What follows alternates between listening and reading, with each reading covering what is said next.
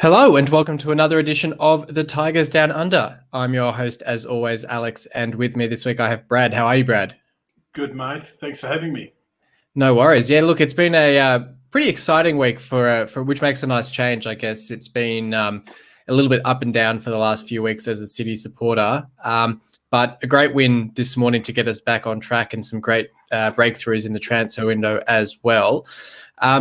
But we'll start with the weekend's game, which was the game against Blackpool, the 1-1 draw, where for 60, 70 minutes of the game, it really looked like we were going to come away with the 3 points and really looked like it was maybe a first positive step back in the right direction for City. But unfortunately, a late red card for Burke and then a late equaliser for Blackpool as well meant that we walked away with a point in that one. But Blackpool beat us back in December, I think, or November. Difficult opponent. How did you see this one? Were you happy just to get a point out of this one? Yeah, I think you're pretty happy to be able to get a point at a time where you're probably up against a bit of a nemesis in a way. I mean, Blackpool certainly haven't done us any favours over the years and probably weren't about to. I think probably we, 6 games, 7 games into the season, we're of the opinion that we should be beating everyone. And then obviously with that form slip that we had in recent months meant that, getting a point was pretty crucial. I mean, it's not to say that I still think it wasn't 2 extra points lost, but in the scheme of things, going down to 10 men as well certainly doesn't help. Yeah, definitely. With the red card for Burke, do you think he... it's a really tough one because I think at 1-0, you probably think, yeah, he's made the right call to take the red card because it sort of denied a pretty clear goal for Blackpool. But I guess, and then we made the sub straight away as well. So I think Jones came on straight away. So it wasn't as if we were playing a man down in defence. But unfortunately, they were still able to get the equaliser. So, hindsight's 20/20. I guess maybe you say Burke shouldn't have taken the red card, and we conceded the goal, but we still have 11 men on the pitch to push for a winner. Do you think he made the right call going in for that challenge? Look, I think you'd have to back him that at the spur of the moment, he did what you would expect him to do most of the time. And I think your point's pretty valid. We really should have already had the game sewn up by that point anyway. So should he have done it? Well, obviously the answer is no, but I think in hindsight, 99% of the time he's doing the same thing. Yeah. And look, I guess a bright spark out of this game, other than Wilkes getting on the score sheet again, was the debut for White on loan from Cardiff. Looked really bright, if I can say bright. White was bright. And look, he's really stepped into Adelican's shoes really well, I think. And arguably, look, we've only seen him for 2 games so far, but arguably looks a bit more of a spark than Adelican was and looks a bit more creative, which is exciting. Yeah, I think probably the key thing is, like you said, he's creative. He's going to get measured, obviously, by the end result every week. Does he score? Does he create? But as we talked, not to steal the thunder from other discussions today, but we talked a good month ago that when the form slump was on, we'd lost that creative spark and Honeyman was out and all these sorts of things, whereas it's quite clear with some of that spark, we start getting back to that game plan we want to play. And although I don't think he played the whole game against Blackpool, he did enough in that 75 minutes or whatever it was that he was on to say he could be a pretty handy squad player at worst for us. Yeah, definitely. Look, and it's going to be interesting to see what happens come the end of the season with some of these guys we have on loan to see how they pan out. But I think, look, he's had a really great start to his City career. We'll talk about the Accrington game in a second, but just to give my sort of 3 best on ground votes for this one, I'll go with, look, it's a tough one in a game like this. I don't think anyone particularly stood out, but I guess I'll go with Wilkes for the 3 just because he did get on the score sheet. I think, look, he's an interesting one. I think he's a selfish player, but for a striker, that's essentially what you want. You want your strikers to take their chances and to shoot on sight and to try and take those opportunities. So I don't really fault him as much for that selfishness as I think some do. I think he had a great game. He got on the score sheet, and that's what you want for your striker, which I guess is essentially the position he was playing. I'll give the 2 to White. I think on debut he looked really good.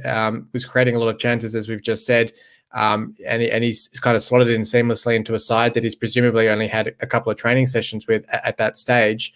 And then I'll give the 1 to Smallwood. I thought he was he probably just edged Honeyman for me in midfield in terms of his play and his control of that midfield. So that's probably my 3 votes for the game. What were your thoughts on that, Brad? I think Brad is muted. Let's see if I can unmute. There we go. Sorry about that, mate. We're back. That's all right. I'd agree. Wilkes definitely getting the 3, did exactly what he's supposed to do, got in the right places, and probably, to be fair, probably should have or could have scored 2 or 3 himself. White, Smallwood, either way, 2 or 1. I think he could probably, and I agree with you. Honeyman, it showed a little bit there for a period of about 20 odd minutes when we were really hammering them, or looked like we were the better side, I would say. His control and just the way he adjusted the tempo was perfect. And again, he would say that it wasn't his greatest game, but at times there he looked like he was just a class above anyone in the midfield. So, I'd agree with the 3-2-1 that you had. Fair enough. We've also got Charlie in the chat saying free Callum Jones. I guess Callum Jones is a bit of a forgotten man at the moment. Earlier in the season, during the cup games, he was starting to look really promising and getting a decent run in the side. So, sort of whether he's one to watch for next season and whether he can and sort of push into the side a little bit more. I guess it's interesting with some of the players that we've brought in both permanently and on loan. It doesn't leave a lot of scope for Jones to get much game time, but certainly was promising at the start of the season. But look, talking about these new signings, the game this morning against Accrington Stanley really gave all 3 of them really a chance to shine and to show what they've got, with Flores, Crowley and White all getting a chance to play. Particularly once Accrington went down to 10 men, I just thought really we should have put the foot to the throat and really got a few more goals out of the game. And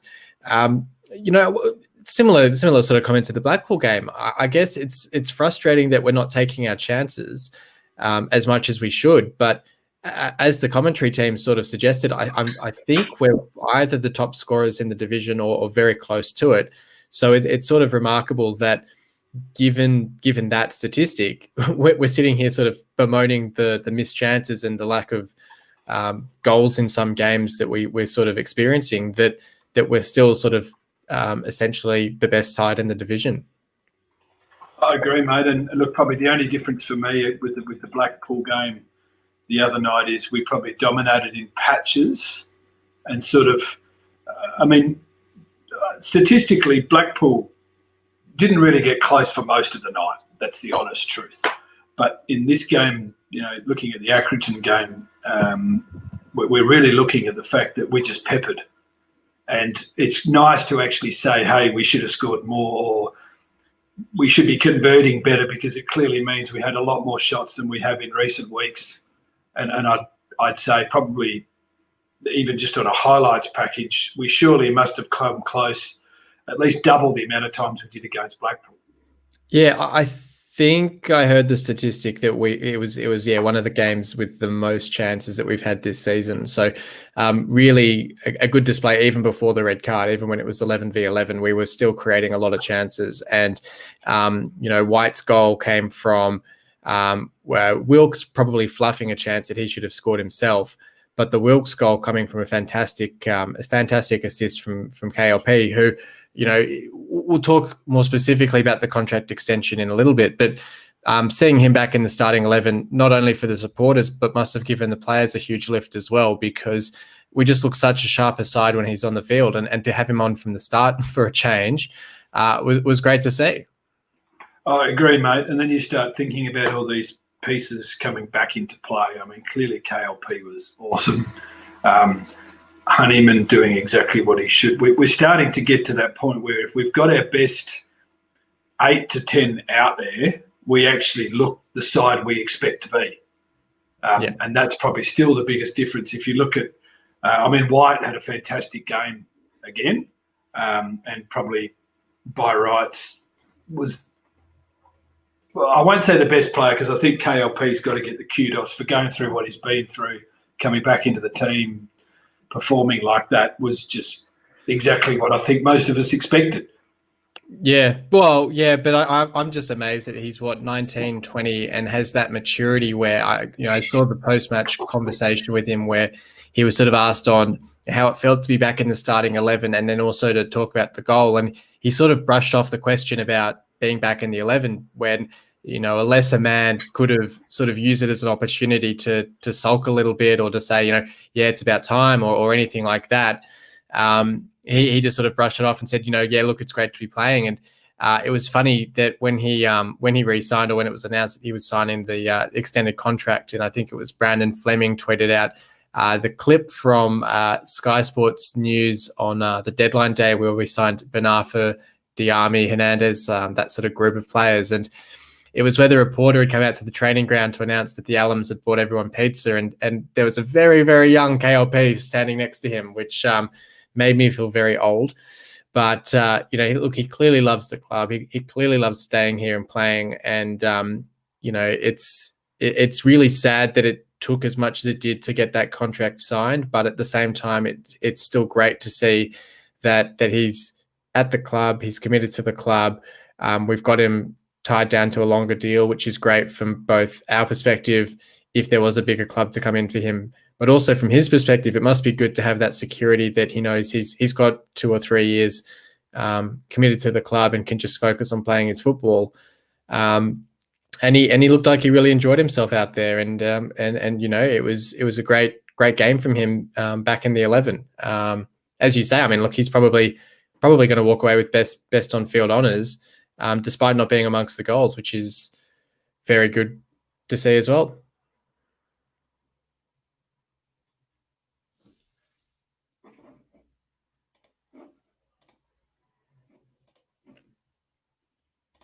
Yep. I think Brad's on mute again.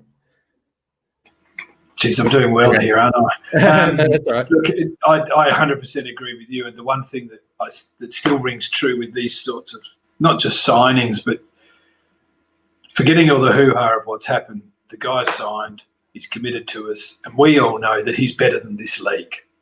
And that's what we've got to keep trying to make sure, that every signing isn't just, okay, you're going to fill a hole till the end of the year to try and get us promoted. It's, hey, this guy is better than this league, and he knows what to do to get us out of it.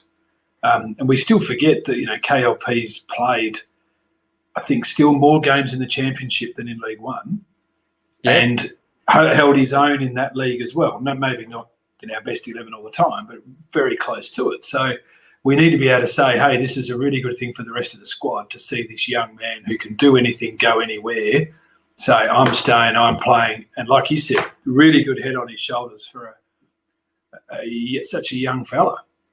Yeah, absolutely. And look, just because we'll move on and talk about KLP in a second, but just as a quick one as well, I guess the other talking point was Coyle got his spot at right back over Emmanuel, which was a little bit of talk on social media during the week on Twitter about whether Coyle should get the place in the 11 over Emmanuel.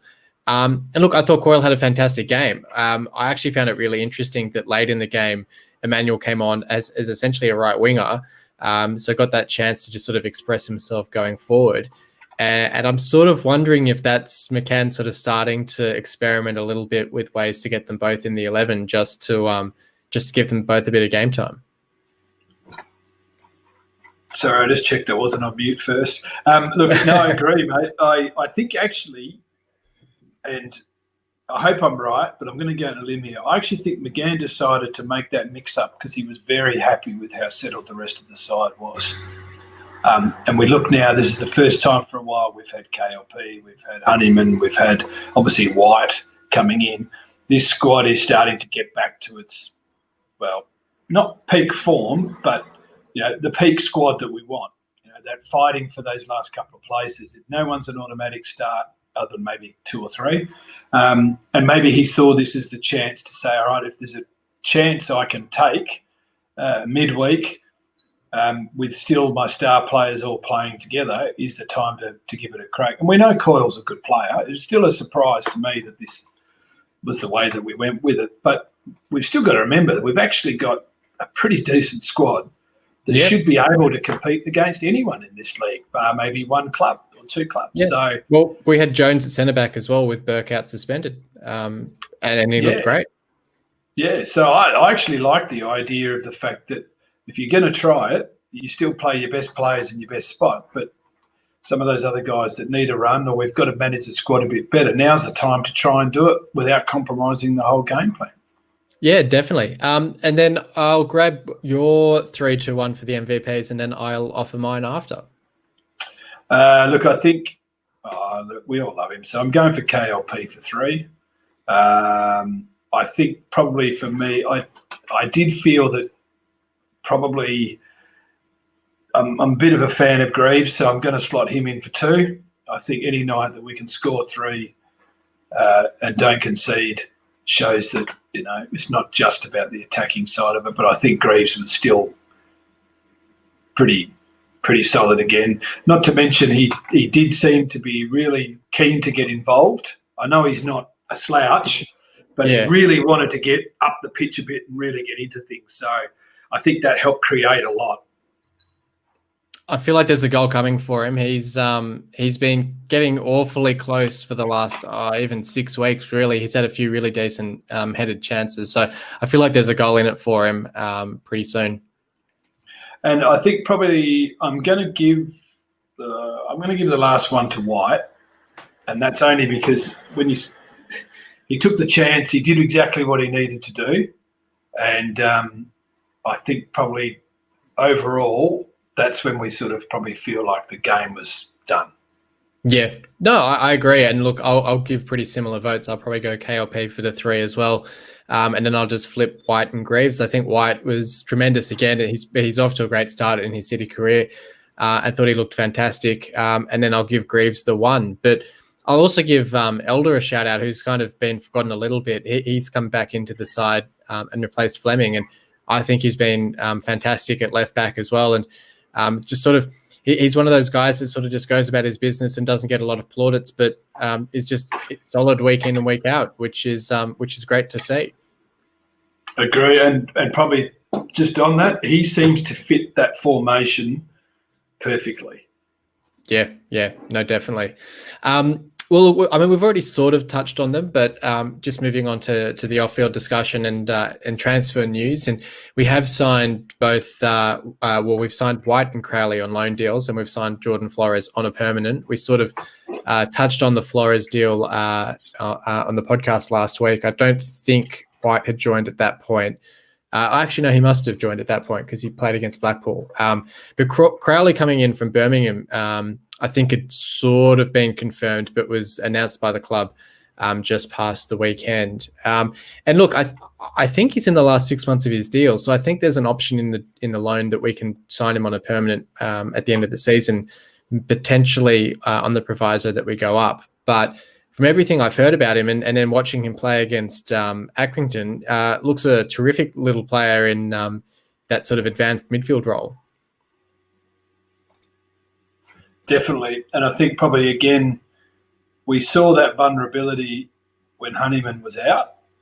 And, again, they're not the same type of player, I know that, but he could certainly do a big job in this squad because he's clearly got the talent and he clearly doesn't mind getting stuck in and showing what he's about. I think he's a great signing. And, again, someone that's already got that experience at a decent level and is very keen to sort of maybe, I don't know, not resurrect their career, but really take advantage of where we are and maybe the chance to be going up divisions with us. It sort of shows a real promotion feel to it.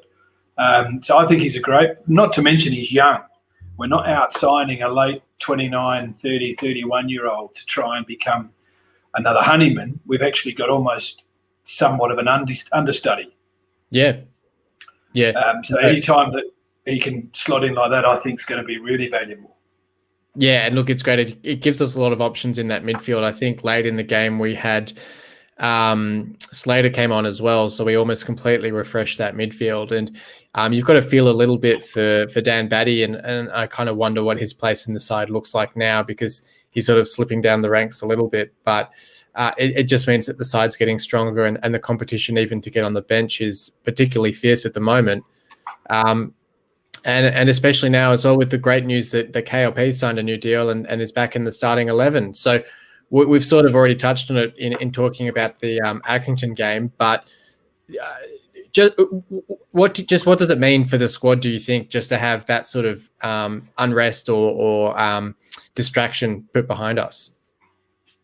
Look, I mean, everyone will talk it down, but I think there's no coincidence that really we hit this bad patch at the same time as this was all going on. I mean, if you think about it as a player, you're only human.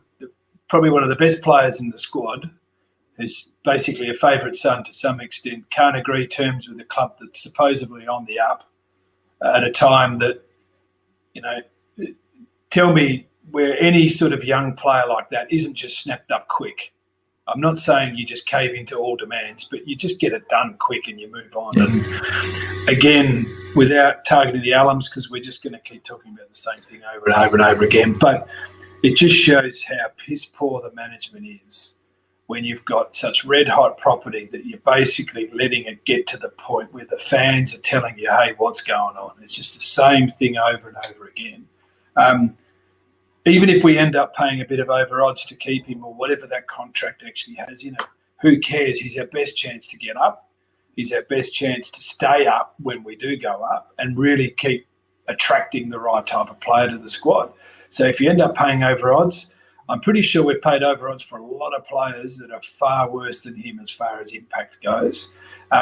So what I think that does is, to answer your point, is it probably sends a bit of a message to anyone in the first 14 or 15, that do the club really care about me if I'm not necessarily the star player? And even then, he is a star player. Yeah. So yeah. I think if you or I were sitting in that changing room and watching him not playing because of a standoff, you'd be wondering if you're in the right place. And surely it's got to have a bearing, if not on match day, surely around the training ground and those sorts of things. He's got mates there. Some of them are very chummy. They're all going to have a feeling about certain things. Are you questioning what the manager's now telling you? Does the manager have the balls to stand up to the owners? All these sorts of things start playing with your mind a bit. Now it can be put to bed, and there is now no excuse. No, definitely. And look, he is our player of player review of the week. And as you said, I mean, he's made more appearances in the Championship than League One. I mean, granted, he's started more games in League One than the Championship, but we only have to think, funnily, talking about Crowley coming in from Birmingham, that 3-0 win we had against Birmingham last season, KLP scores not the winner, but he scores the third goal in front of the home crowd on his home debut at the Championship, and it's a really well taken goal, and he's shown that he can perform at that higher level. I think back to last season, and he was sort of in and around the squad, and we still had Jared Bowen at that point, who was sort of the star man that season. But KLP was sort of lurking on the fringes as very much sort of the next Jared Bowen in waiting.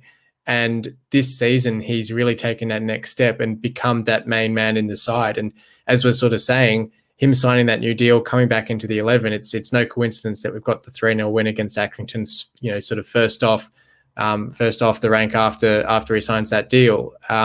So 7 goals scored already in the league in 40 appearances is fantastic for him as an 18, 19-year-old kid. And he's just going to be a star that continues to rise. And look, I mean, it's one of those things where if or when we get promoted, he's one of those players who you're absolutely confident can take that next step with the squad in the Championship.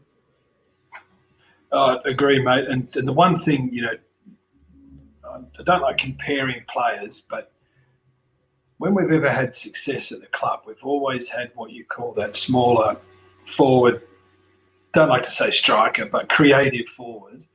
And it's almost just as important as having someone who can score as having someone who can sit in and do all the hard work up front with pace and composure and all that. I mean, again, like I said, I'm not trying to compare, but there's a lot of Fraser Campbell about him. He's happy to stop on the ball. His assist some of not just his assists, but his goal scoring shit has been spot on.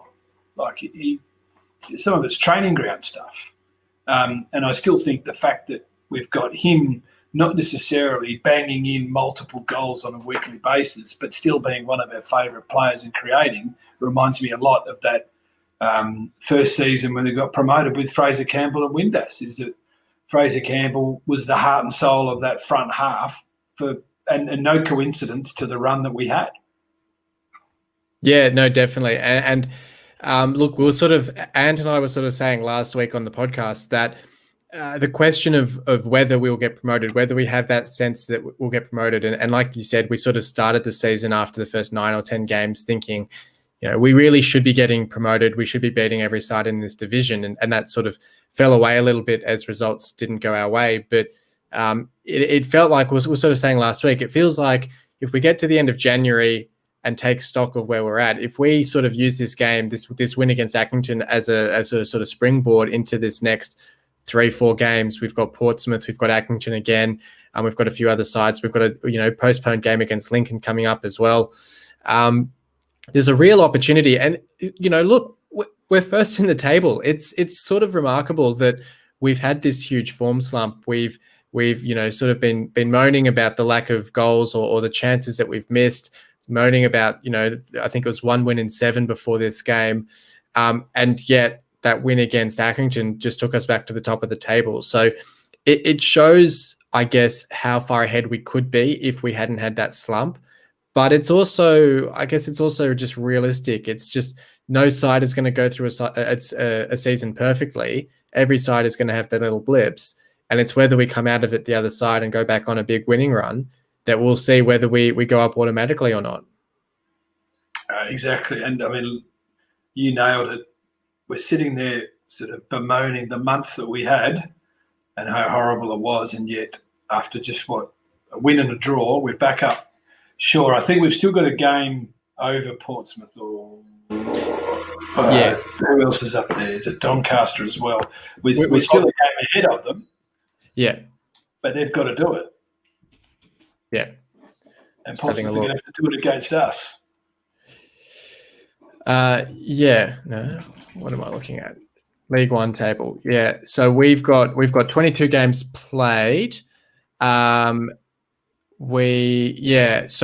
Portsmouth on 21 games played. It's everyone's around about the same number of games played as us. It's down at Charlton and Crewe where they've got the 23 games played, the one more than us. But you're right. I mean, Lincoln, Portsmouth, Doncaster, Peterborough have all got a game in hand on us, which makes it a bit interesting. But Portsmouth have the game against us. Lincoln have the game against us as well. So there's a big opportunity for us in those sorts of 6-pointer games that we sort of take away that advantage of that game in hand for them if we can get the 3 points against them, which is a good segue. We'll move on there and talk about that Portsmouth game, which is coming up this weekend.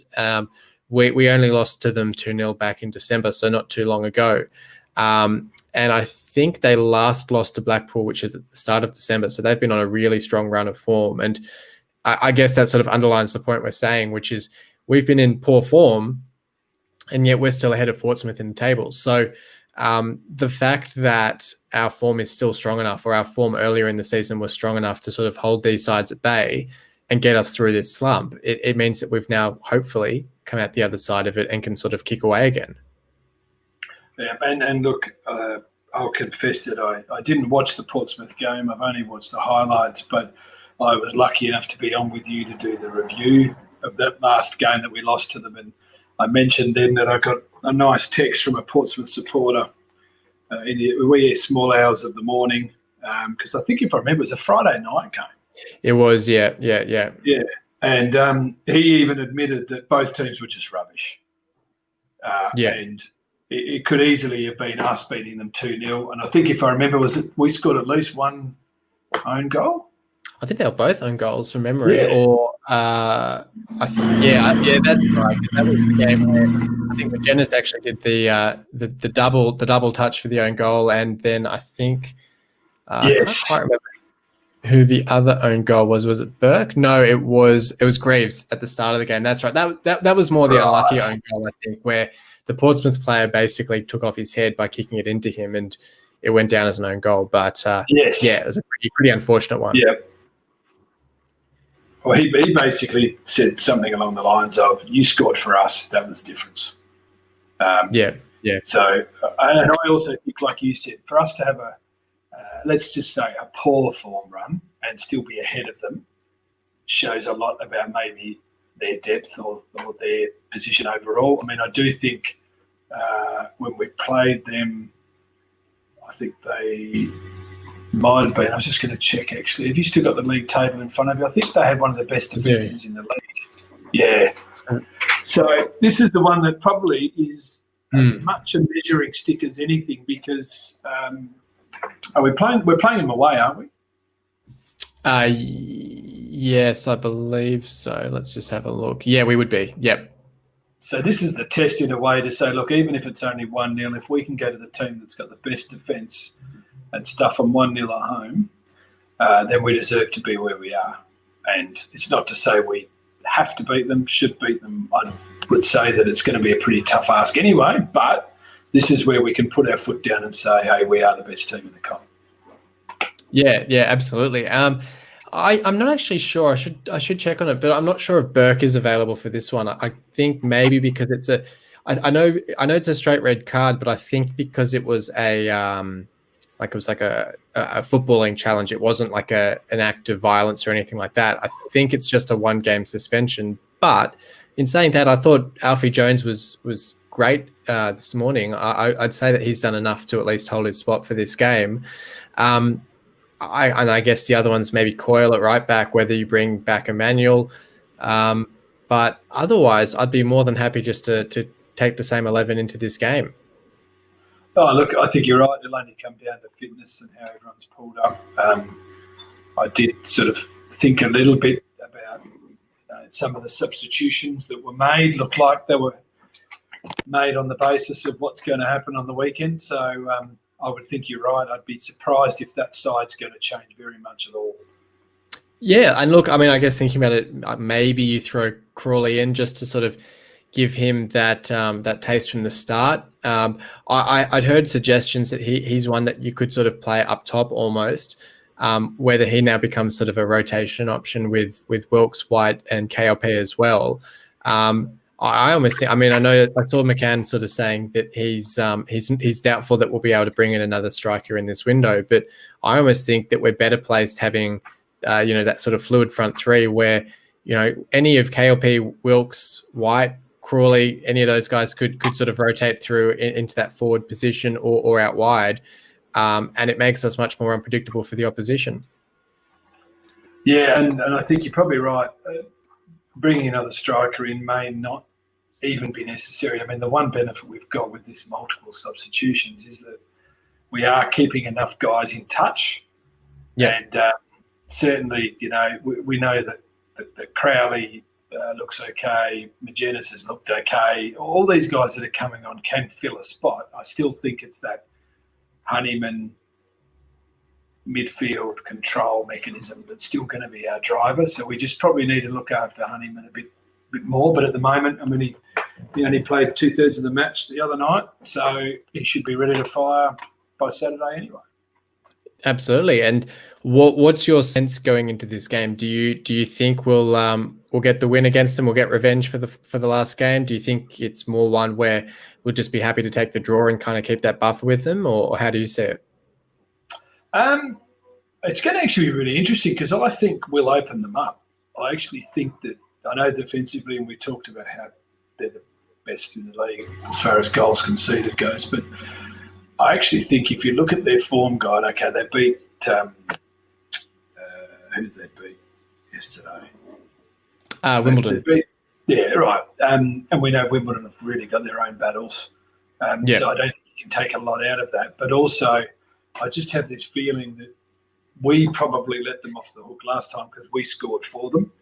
And I still think that night, whilst the game might have been poor defensively, we probably looked better. it's just the fact that if you take a couple of those goals off us that night, and maybe 1 or 2 games we've lapsed a bit, we'd also have probably the best defence in the league.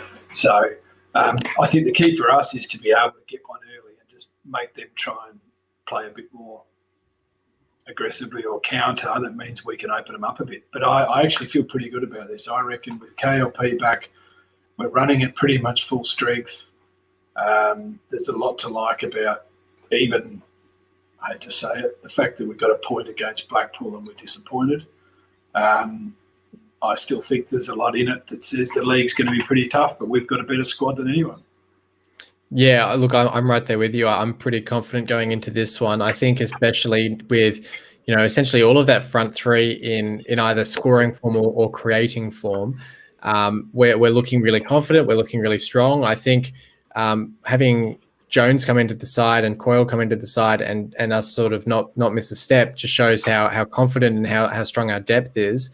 And I think it's sort of remarkable that we've managed to bring in these 3 signings. And, I think I saw the comment in one of the media pieces today that, to even make one signing at the moment in a pandemic is pretty difficult for a lot of sides. And we've just managed to make 3 relatively effortlessly, where you look at all 3 of them as arguably strengthening our squad.